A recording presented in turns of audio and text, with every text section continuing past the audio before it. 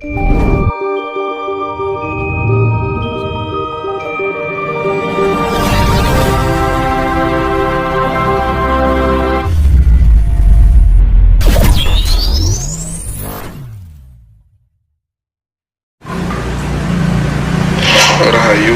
Mas Tinus. Rahayu Om Swastiastu. Ini Mas ada beberapa pertanyaan dari kawan-kawan.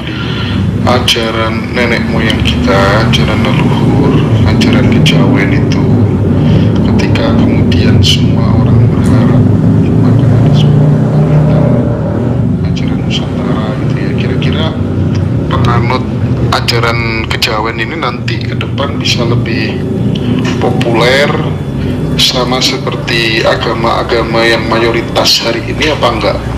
Menurut Mas Tinus potensi itu ada apa enggak? Kalau kemudian ada, langkah-langkah yang harus dilakukan oleh para penghayat kita manusia Jawa, orang Jawa gitu. Kira-kira langkah-langkah yang harus dilakukan apa menurut Mas Tinus? Selamat malam. Sebenarnya sudah banyak pertanda ya untuk masalah akan kembalinya ke ajaran Jawa. Ya, secara bahasa universalnya itu kembalinya ajaran budi pekerti luhur. Jadi memang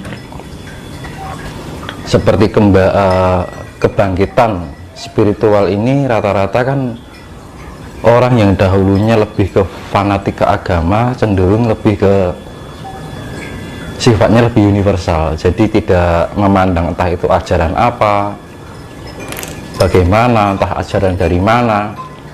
Rata-rata orang yang terbangkitkan spiritnya itu lebih memandangnya itu sifatnya lebih universal. Karena Tuhan itu tidak bisa dibeda-bedakan dengan sebuah agama. Sebenarnya kan kita semua itu adalah ciptaan Tuhan, sama-sama ciptaan Tuhan. Kita sama-sama diciptakan dari sumber yang sama, di tempat yang sama. Namun dari berbagai banyak berdirinya agama dari entah dari daerah sana, daerah sini, dari suku sini, dari suku sana, akhirnya timbul sebuah perbedaan yang akhirnya mensekat-sekat sebuah ajaran itu akhirnya menjadi suatu ajaran yang sifatnya lebih menyempit, bukan mengajarkan sesuatu yang lebih meluas. Makanya kan kita perlunya pola pikir yang lebih luas. Makanya pola pikirnya orang Jawa itu lebih mengajarkan kita mempunyai pemikiran yang lebih universal tentang ketuhanan.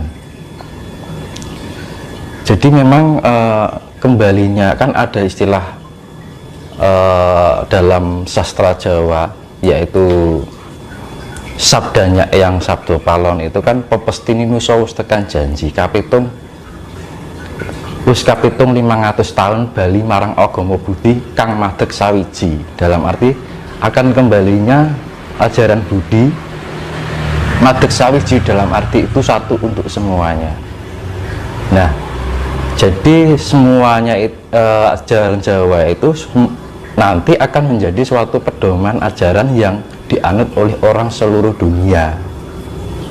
Tapi hal ini akan dapat terrealisasi setelah terjadinya atau terjadi perubahan peradaban. Kan ini kan ibaratnya kan masuk peradaban yang namanya rupantoro. Orang hanya memandang hal-hal yang sifatnya materi, hanya sebatas kulit gitu kan. Yang dilihat hanya rupa-rupa atau hal yang sifatnya luar lah kayak gitu. Jadi ini transisi perubahan menuju peradaban, yaitu namanya asmoro toro. Asmoro itu kasih, toro itu artinya sifatnya meluas. Jadi memang dengan adanya perubahan ini nanti ya mau nggak mau alam yang menghendaki.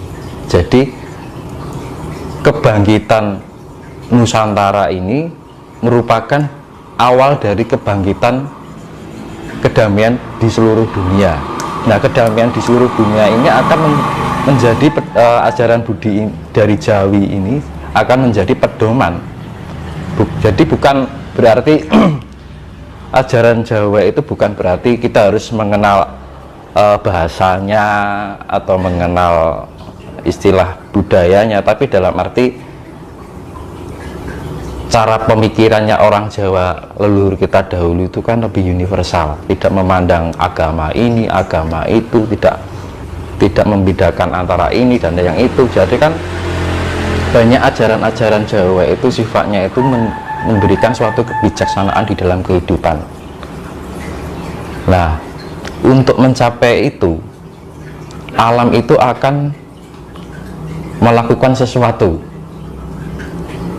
yaitu apa? Bencana yang maha dahsyat. Jadi kebangkitan Nusantara ini tidak akan bisa terrealisasi jika bencana besar ini belum terjadi. Jadi masa-masa ini adalah masa-masa penyaringan. Jadi dibilang cokro panggilingan. Jadi memang seleksinya lebih ketat lagi.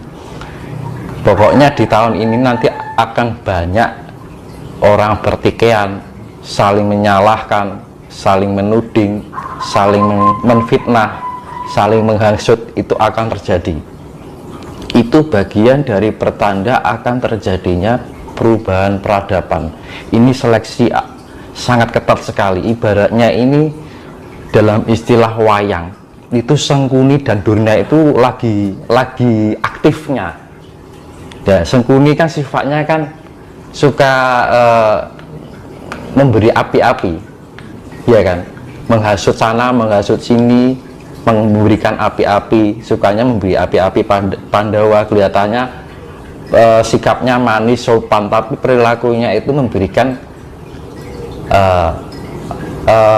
suatu kejadian yang membuat satu sama lain itu timbul suatu pertikaian. Nah, ini yang dibahayakan, karena memang perlunya kita kesadaran diri dalam sebuah spiritualitas itu. Kita harus benar-benar sadar yang kita ajak bicara siapa, kita berhadapan dengan siapa, orang ini ngomong beneran atau enggak, ini bicaranya benar-benar dari hatinya atau hanya sekedar siasat belaka. Nah, itu sangat jeli sekali, karena di kedepan ini akan banyak hal seperti itu. Bukan ke depan, sekarang pun sudah banyak terjadi, dan besoknya itu akan semakin banyak lagi. Nah, ini bagian dari sebuah penyaringan alam. Memang itu sudah digambarkan di dalam pewayangan yang namanya Perang Bratayuda Jaya Binangun. Nah, di saat perang mendekati Perang Bratayuda Jaya Binangun itu memang aktivitas dari Sengkuni dan Durna itu begitu keras. Bagaimana caranya? Karena apa? Sengkuni dan Durna itu nanti kalau Kurawa ini sampai kalah, maka dia akan mencapai kehancuran juga. Nah, makanya kan dia, Durna dan Sengkuni ini bersikeras bagaimana caranya untuk menggagalkan atau mengalahkan Pandawa itu. Makanya ini memang nanti terjadi fitnah, hasutan,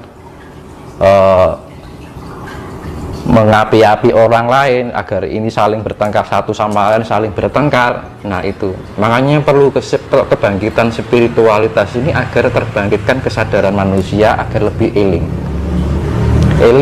apa? Dengan pikiran kita, prasangka kita, karsa kita, perbuatan kita, ucapan kita. Makanya kan kita diperlukan banyak melakukan heneng, hening, henung, karena memang kejadian ini sangat apa ya, dibilang lembut, ya bisa lembut, nedas gitu. Jadi lembutnya itu lembut, akhirnya nedas juga gitu. Makanya kan lebih hati-hati dalam kelembutan itu, karena ini banyak hal yang sifatnya lembut tapi dibalik kelembutannya itu menyakitkan. Nah, yang diwaspadai itu, karena memang ini pertandanya sudah banyak, tapi kedepannya semakin banyak. Nah, terus Durna itu sifatnya dia kan seorang pandita. Dia sebagai pandita tapi sifatnya menjerumuskan. Jadi tidak ada, jadi panditanya itu mempunyai tendensi. Nah, jadi Durna itu sifatnya memberikan ajaran baik, tapi di balik itu ada sesuatu yang menjerumuskan orang itu. pada sesuatu yang ketidakbenaran, akhirnya orang itu menganutnya, akhirnya terjerumus juga. Jadi makanya kan perlu kehati-hatian, kita lebih mawas ini yang benar, mana yang benar dan mana yang tidak, kita harus benar-benar peka. Dan orang kan dari cara bicara, tingkah laku kan, kalau kita sudah mengolah spiritualitas itu memang kita bisa memilah gitu kan, ini yang mana yang asli dan mana yang bukan, itu bisa dilihat gitu. Makanya memang jadi saya kembalikan ajaran Jawa itu memang akan dikembalikan. Makanya kan ada sastra zaman dahulu yang disebutkan pepesti ini nusa wis tekan janji, dalam arti sudah saatnya nusa sampai pada janji. Jadi kayak nagih janji gitu kan. Wis kapitung 500 warsa, dalam arti sudah terhitung 500 tahun. Gomo Budi bakal kembali, ya kan? Madeg sawiji, dalam arti satu untuk semuanya. Jadi nyawiji madeg itu kan berdiri, nyawiji. Jadi berdirian ajaran Budi ini akhirnya dianut oleh orang seluruh dunia. Makanya ini memang untuk menjadi hal demikian itu tidak akan terrealisasi sebelum bencana besar itu akan terjadi. Makanya yang dinamakan kejayaan Nusantara, bahkan perdamaian dunia ini tidak akan terwujud manakala bencana dunia ini belum terjadi. Maka memang harus kita benar-benar kita banyak istilahnya tirakat, ya kan, prihatin. Yang paling bagusnya itu kalau bisa jam 12 malam itu, misalkan sore udah tidur, usahakan jam 10 atau jam 11 bangun, iya kan, di atas jam 12 tengoklah ke langit, kita mohon karahayun, dalam arti keselamatan, baik buat diri kita sendiri, keluarga kita, saudara kita, biar kita diberikan pengiling-iling, biar dalam segala keadaan apapun kita diberikan keselamatan. Terus hindari sikap yang sombong diri, merasa memiliki keakuan diri, merasa benar diri, merasa suci. Hindari sifat-sifat seperti itu, karena memang banyak jebakan yang membuat kita menjadi sombong diri karena kita merasa pandai, ya kan, karena merasa kita sudah memiliki, karena kita merasa kita sudah mampu, ya kan. Nah, itu jebakan-jebakan. Makanya ketika kita menemukan sesuatu, kita memiliki sesuatu, ibarat dalam bahasa Jawa itu kabehmu sakdermu, ya kan. Semua itu hanya sekedar titipan Tuhan. Kita tidak merasa milik apa-apa. Jadi memang jalani hidup itu ya kita mengalir aja, apa yang Tuhan berikan yaitu, banyak dan sedikitnya yaitu. Kita jangan terlalu banyak tuntutan tentang kehidupan, jangan terlalu banyak muluk-muluk tentang harapan kehidupan. Yang utama adalah jalani kehidupan ini dengan baik, ucapan kita baik, pikiran kita baik, perasaan dan prasangka kita baik pada siapapun, ya juga pada diri kita sendiri, perilaku kita juga baik, perbuatan kita baik, maka dengan sendirinya kita akan terselamatkan, terbebaskan dari cokro panggilingan. Kudu bisa keri ono ing sak selaning untuk garu, dalam arti kudu bisa ono keri sak selaning untuk garu itu, misalkan ada garu lewat itu kita nggak kena gitu kan, nggak kena jaring ini, garu ini, makanya kan terselamatkan. Makanya kan untuk menjadi seleksi ini kan lebih banyak yang kena daripada yang enggak kan gitu. Makanya kan di tahun-tahun ini setelah Suro ini seleksi alam itu akan semakin ketat. Nah, makanya itu memang untuk mengembalikan ajaran Budi yang dinamakan ajaran Jawa. Kenapa dibilang ajaran Jawa itu dibilang ajaran Budi? Karena memang ajaran Jawa itu sifatnya lebih universal. mampu menerima segala apapun ajaran itu, entah dari sana entah dari sini, sifatnya lebih fleksibel, luwes gitu loh orang Jawa itu. Jadi lebih welcome dalam segala bentuk apapun, dari entah dari kesukuan, entah itu dari ajaran negara manapun.